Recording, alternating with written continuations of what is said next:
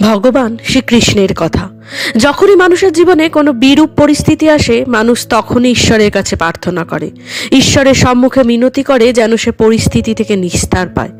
কিন্তু এই প্রার্থনার বাস্তবিক রূপ কেমন হয়, সেটা কি আমরা কখনো বিবেচনা করেছি? প্রার্থনার অর্থ হলো নিজের সমস্ত আকাঙ্ক্ষা, সমস্ত চিন্তা, সমস্ত সংকল্প, সমস্ত পরিকল্পনা ঈশ্বরের চরণে দান করা। অর্থাৎ নিজের কর্মের ফল কি হবে সেই নিয়ে চিন্তা না করে ধর্মের অনুরূপ কর্ম করা, ঈশ্বরের পরিকল্পনাকেই নিয়তি বলে মেনে নেওয়া, সেটাই তো প্রার্থনা, তাই না? কিন্তু ঈশ্বরের সমস্ত পরিকল্পনা বোঝাটার কি আদৌ সম্ভব? সেসব পরিকল্পনা তো আমাদের কর্মের পরিণাম স্বরূপই প্রকাশ পায়। কিন্তু যদি কেউ সর্বকর্মকেই ত্যাগ করে, সেটা কি প্রকৃত প্রার্থনা? বাস্তব কর্মই জীবন, আর ফলের প্রতি মোহ না করাই সত্যিকারের প্রার্থনা, তাই না? স্বয়ং বিচার করুন।